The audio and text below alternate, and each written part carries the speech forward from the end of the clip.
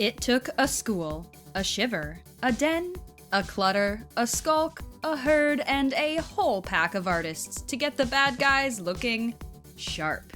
We're looking at the behind the scenes and seeing how they compare to what we saw on screen. Number 1.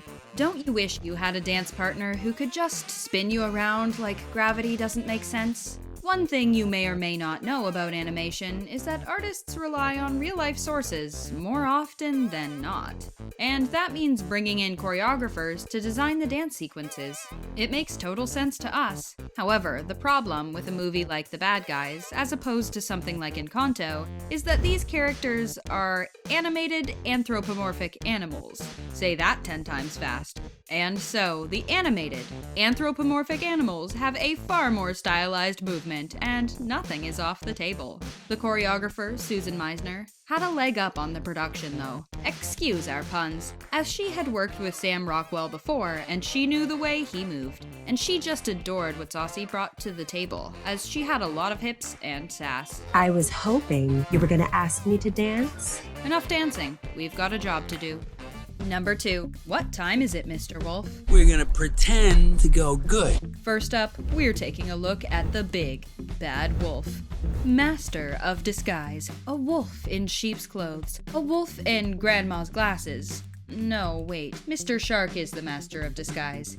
We really thought we were going somewhere with that. Sam Rockwell was a first choice for the role of Mr. Wolf. Hard to believe it wasn't George Clooney. The usual suspect would have been George Clooney. Oh yeah, the full Clooney. Do not Clooney me, Wolf. But there is nothing usual about this movie, with animated anthropomorphic animals. So, bye, Clooney. The concept art for Mr. Wolf is quite fun. If you get a strange sense that it resembles Sherlock Hound, your instincts are correct. Keep trusting them, because the Italian-Japanese animated show Sherlock Hound was one of the many influences on the movie.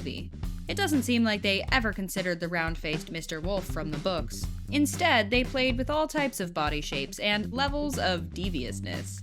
Mr. Wolf's final suit may look flawless, but it went through 25 iterations before it was finalized. Nice work. Now let's make it like a wolf and get the pack out of here. Number 3. Or should we call her the Crimson Paw? From doe-eyed to Muppety, Diane Foxington went through quite the process to arrive at the film-finished look. We imagine the concept artists preferred a similar style of character to Mr. Wolf, to better mirror their shared experience as bad guys attempting to go good. A wolf and a fox are not so different. She is loosely based on a blonde-haired fox from the book series named Ellen. Looks like she took a bit of her own advice. This is a chance to write your own story, to find a better life for you and your friends. Number 4. The design in The Bad Guys is like nothing you've ever seen, except maybe a few things put in a blender. The look they were aiming for in The Bad Guys was handmade and illustrated, but they really wanted to maintain a true sense of physical light and volume. This movie borrowed from a ton of sources. Director Pierre Perifel admitted he had an instant attraction to the book because it mixes together his two favorite things: heist movies and animated anthropomorphic animals. The director, he was a 2D animation artist in France for the first stretch of his life, so there is a strong influence of that background on the film.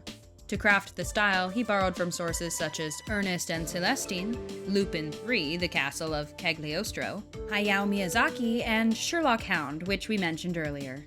A French sense of design influenced by a lot of the anime style. He also took a lot of inspiration from classic heist movies, specifically Quentin Tarantino's Reservoir Dogs. That inspiration came directly from the original cover of The Bad Guys book. And I'm like, oh my god, this is perfect. Animals, gangsters, driving cars, robbing banks. But he also took from The Italian Job, Ocean's 11, and Soderbergh films. It's a weird combination, much like that of a piranha and a wolf teaming up, but we can follow their train of thought. Number 5.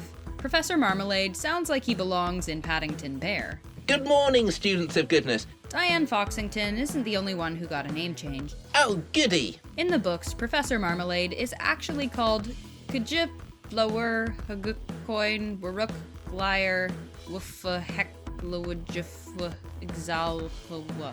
If anybody's got pronunciation tips, we're all ears. Imagine the struggles of the voice actors if they had to pronounce that every time. Oh, Tiffany, it's not a competition. And if it were, it would really be more of a tie. What we can't get past is the pointy guinea pig teeth. We would just like to direct your attention up to the top corner of the page to these beautiful little nuggets of concept art. Number 6. The design team decided to go meta and set the movie in the place where movies are made. The LA cityscapes in The Bad Guys are just gorgeous. The design team wanted to replicate the smog and white skies. Because the light is very specific to LA, the skies are always overblown, and there are very specific warm sun flares. And to break out of the CG-like world, the artists were working against the perfect CG shapes to bring back in that 2D feeling. The design team was tasked with reinventing LA, as not everything is pulled right from real life. An intentional choice to partially avoid any legal repercussions, but also it gave them far more artistic freedom in their designs. It meant the team needed to come up with plenty of single buildings and street props like billboards, palm trees, telegraph posts, etc. to create a library of individual objects and to assemble them in sets that evoke a certain neighborhood in Los Angeles, or that perhaps can give a vibe of a real place that has been recreated, as opposed to just copied. It can be way easier now to do something with tons of detail everywhere because of the available tools. And it actually takes a lot of time and energy to dismantle that, to actually make something that looks simple and tasteful. We imagine that's what happened here. Marmalade's mansion went through so much concept art. Same goes for the Love Crater Gala and Park. It looks like it was ripped right out of the Jetsons. And let's take a peek at the designs for the vehicles in this movie while we're at it. Number 7. Legs, webs, Miss Tarantula. She was originally a Mr. named Legs in the books, and was re-nicknamed Webs for the movie. We can see why calling her Legs just wasn't a good idea. She went through a lot of design concepts, from creepy to blue. We are a bit blue that they didn't keep the blue. Well, there goes our street cred. Perhaps that's why they made her cute little onesie blue, but her design could make or break the movie. Arachnophobes beware. 8 legs, 8 times the cardio. Too creepy and you risk losing your audience. I think we could be more than just scary villains. Or smelly villains. Piranha! Number 8. We've gotta say, we dig Mr. Snake's beach shirt. His design didn't change a whole lot. How many ways can you design a snake anyways? Well, they did give a shark legs. So does that mean... Oh yes, look close at this concept art. Just kidding, those aren't legs. That's just his shirt. Sucker. But for real, his concept art is unsettling. See the creepy zombie puppet alligator faces? Yeesh.